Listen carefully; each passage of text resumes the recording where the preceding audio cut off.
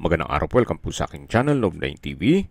Patalasasan po, meron po ba kayong mga properties na napapabayaan or non-performing assets? Plan nyo ibenta, pero wala kayong oras sa pagbenta nito. Kung ito'y pagkakatiwala nyo po sa amin, tawag lang po kayo sa aking numero, usap po tayo, gawin ko po ng video for free. Yes, libre po, wala po kayong babayaran. Tutulungan pa namin kayong mabenta ang inyong property. Kami na po bala sa marketing, sa boosting or paid ads. Even sa tripping, hindi na po kayo mapapagod sa pag-entertain ng mga buyers. Kami na po bala sa lahat. Tawag lang po kayo. Nandito po tayo ngayon sa Tagaytay kung saan meron po tayong bagong video presentation. Isang 3-story house and lot na may lot area na 430 square meters. Ito po ay corner lot at ang bahay naman ay may floor area na 580 square meters. May 6 bedrooms with own toilet and bath. Yung master bedroom po ay may walk-in closet at jacuzzi. Ang maid's room at driver's room ay may kanya-kanyang toilet and bath. Then meron din pong motor room sa basement, sister tank with water supply. Ang swimming pool po ay may sukat na 10 by 5 meters at 5 feet ang lalim at meron din pong waterfalls. Meron pong dirty kitchen, laundry area o service area. Sa covered car garage naman ay kakasya dalawang SUV. Meron po itong malaking storage. Then sa entrada naman, meron pong koi fan. May foyer, powder room, living, dining, kitchen, at poolside veranda na meron pong outdoor shower room at toilet. Sa second floor naman po ay meron pong another family living room, then dining area with its own powder room at mini balcony. Sa third floor naman po ay may dalawang malaking kwarto na may sariling toilet and bath and linen room with spacious game room, family room, convertible for office room. Ang flooring po ay Nara wood planks, buong flooring hanggang attic. Even staircase ay Nara. Then mulawin hardwood din po ang handrailing. Then yung kitchen countertop naman po hanggang toilet countertop ay hardwood mulawin ang ginamit nila. Breakfast nook, ganun din po, mulawin hardwood. Then lahat ng pintuan ay made of Nara. All windows and sliding doors are PVC. Then ang ceiling naman, ganun din po, PVC ceiling ang ginamit nila. Then yung trusses, steel I-beam, cement tiles roofing with gazebo and barbecue area connecting towards the pool and garden area. Yan po ang kagandahan pag arkitekto po ang may-ari. Ito pong pasad ay naka-natural stone cladding. May wall-mounted lamppost.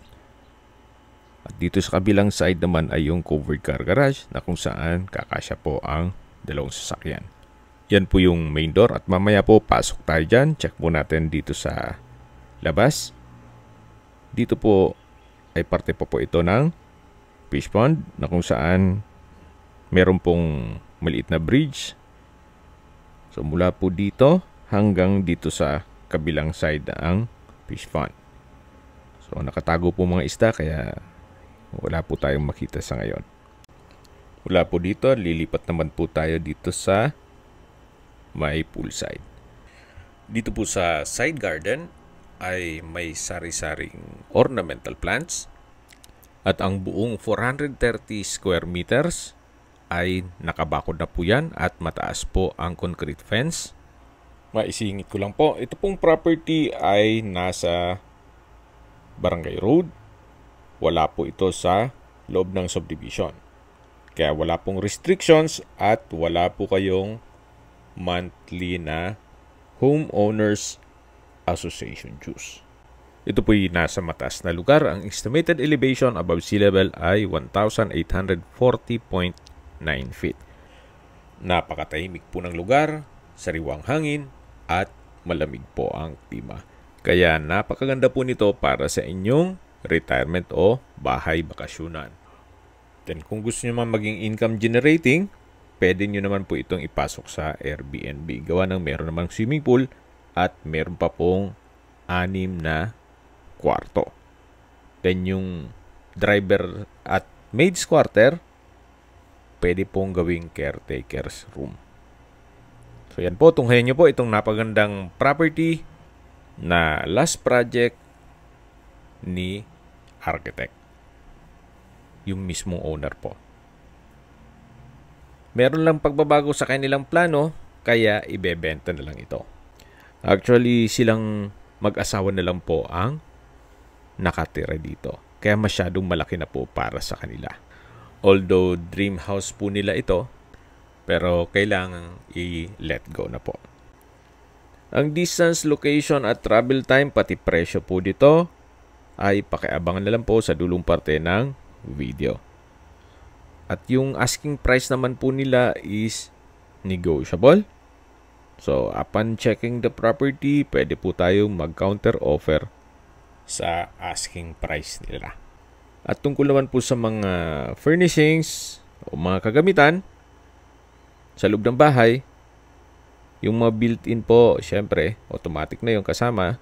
Then may ilang mga personal stuff si Madam na tatanggalin nila. Kaya semi-furnished lang po ito. So bago tayo pumasok dito sa main door, check natin itong garahe.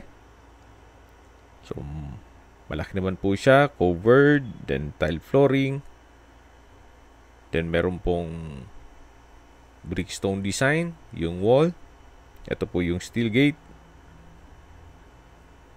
Then mula po dito sa garahe, matatanong natin yung main door. Then another access door sa dulo. Yan po yung hagdan na papunta naman sa storage. Malaki po yan ang espasyo niyan. Dito naman po yung foyer o silid tanggapan. Mula po dito naka-wood planks na nara, then high ceiling. Then may light fixtures. Yung mga collection of plates, di po kasama yan. Then dito naman po yung powder room. Naka-solid wood door. Then may hand wash basin, vanity mirror, water closet with bidet. At ito yung naka-tile bathroom wall. So, napaganda po ng disenyo. Very artistic. So, labas na po tayo dito sa powder room. Yan po yung main door. At check natin dito sa loob.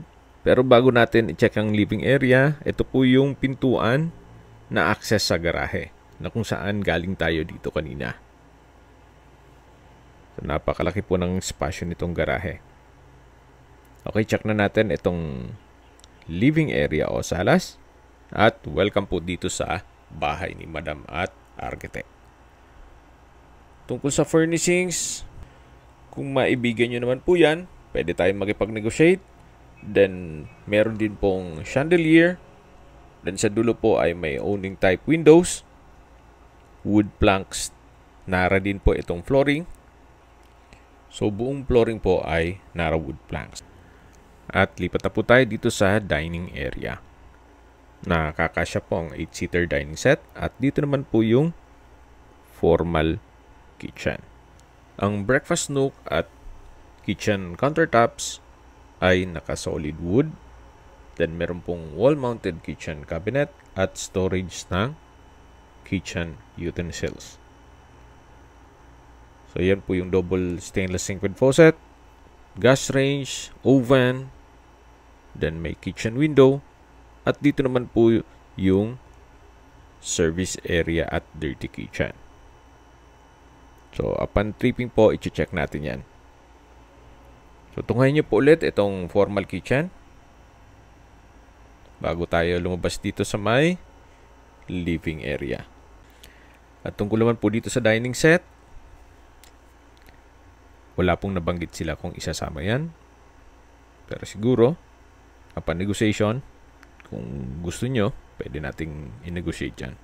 Then dito naman po yung sliding glass door na access dito sa veranda papunta dito sa swimming pool. Yan po yung may sukat na 10 by 5 meters at 5 feet po ang lalim. May waterfalls. Dito naman yung shower area, yung banyo, at maayos naman po ang bathroom fixtures nito. Dito naman yung swimming pool pump and filter na meron din pong mga ornamental plants. Dito sa side na to ay meron pong mga cage para sa kanilang pets. Kaya kung meron po kayong mga alaga, meron po kayong cage. Tunghayan nyo po ulit itong swimming pool. At papasok na po tayo dito sa loob ng bahay. Yan po yung dining area na kung saan dyan tayo galing kanina. Meron pong glass shelves. At pasok na po tayo ulit dito sa may living area na meron pong fireplace. So mula po dito sa living area, yan po yung hagdan na meron pong understairs display glass racks. Kung may mga collection kayo, pwede pong ilagay dyan. At kung meron man po kayong PWD or senior citizen sa pamilya, itong kwarto na to ang para sa kanila. Napakalawak po ng espasyo. May chandelier. Then wood planks din po ang flooring. Mayroon pong PVC access doors. Then windows. Split type aircon. May drawer and dresser. At may sariling toilet and bath with walk-in closet. So from floor to ceiling po itong walk-in closet. At meron din pong another drawer and dresser. Ito pong bathroom countertop ay made of solid wood. Then may couple hand wash basin with faucet, vanity mirror, may glass shelves, jacuzzi, bathroom window, water closet with bidet, shower enclosure, hot shower set, overhead shower. Then from floor to ceiling po ang natural stone cladding. So ito po yung toilet and bath dito sa first bedroom o master's bedroom. Okay, check na po natin yung main room na kung saan ito po yung master's bedroom. Then sa dulo po may sliding door papunta naman sa open lanai. Then naka-solid wood door din po ito. At halos katabi lang po yung access door mula garahe at main door. Yan po ulit yung living area. At ito po yung stairs o hagdan na kung saan ito'y naka wooden staircase and handrail. Dito po sa lower part ay meron pong natural stone cladding. Then may moldura din po dun sa wall. Samahan niyo po ako, akyat po tayo. At nandito na po tayo sa second floor. Na kung saan ito po yung family area. Malawak din po ang espasyo. May chandelier. Then naka-PVC ceiling panels. May glass windows. Made of PVC and owning type po. Yan po yung hagdan. Then ito po yung hallway papunta sa mga kwarto. At hanggang dito po sa second floor ay naka wooden planks din po itong flooring. Check po natin itong second bedroom na kung saan ito yung naka solid wood door. May split type aircon, owning type windows, may PVC sliding glass door, then wardrobe, center lamp, wooden planks ang flooring. So for maayos naman po ang pintura ng ceiling at wall. May pin lamps at meron po itong sariling toilet and bath. May bathroom countertop, hand wash basin, water closet with bidet, shower enclosure, then may overhead shower, May bathroom window. Tile bathroom wall. So, para wala po kayong papagawa dito. So, yan po yung toilet and bath dito sa second bedroom. Yan po yung tinutukoy ko na access door. Punta sa maliit na balkonahe. At upon tripping po, check natin yan. At lalabas na po tayo dito sa pangalawang kwarto. At paglabas po natin, matatanaw yung family area, then yung hagdan. At ito po yung hallway. Ito naman po yung third bedroom o pangatlong kwarto. Ito po yung naka-solid wood door din po. At sa spasyo, malaki din po. May wardrobe. May bed frame and mattress. Study table. Owning type windows. PVC sliding door na access papunta sa maliit na balkonahe. So, ito po yung pangatlong kwarto.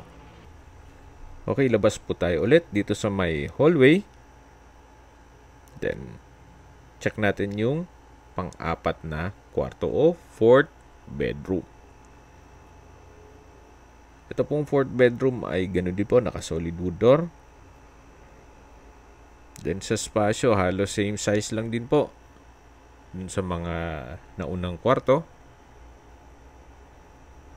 May owning type dash window, may wardrobe, bed frame and mattress, at may sariling toilet and bath na maayos naman po ang toilet fixtures.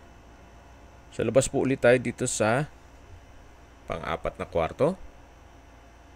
Then mula po dito meron pong hagdan papunta yan sa third floor, at dito naman po yung altar na meron pong drawer, then display cabinet. At dito naman po sa side na to ay mayroon pong dining area. Kung sakali man po na mag-midnight snack at tinatamad na bababa pa po, meron na pong espasyo dito. Then may powder room dun sa dulo. Then may mga customized owning type windows. Ito po yung powder room. May bathroom countertop, water closet with bidet. At mula po dito sa may dining area, meron pong access dito sa balkonahe. Actually, kung malaking pamilya talaga kayo, pwede po ito for another room. So, depende po yan sa inyo kung ano magiging purpose niyo dyan. So, ito na po yung hagdan na papunta naman sa third floor. Naka-solid wood staircase and handrail. So, same design lang po nun sa hagdan sa baba. At nandito na po tayo sa third floor. Ito pong side na to ay pwedeng gawing office. So, sa ngayon, nilagyan nila ng bed frame and mattress na pwedeng tulugan kung sakali talagang maraming bisita. Yan po yung hagdan kung saan tayo galing kanina. At dito naman po yung hallway. Check na po natin itong pang 5 kwarto. So sa spasyo, malaki naman po siya. Then may bed frame and mattress, bedside table, PVC ceiling, may wardrobe, meron pong sariling toilet and bath, kung saan maayos naman po ang toilet fixtures nito. May bathroom countertop, vanity mirror, hand wash basin.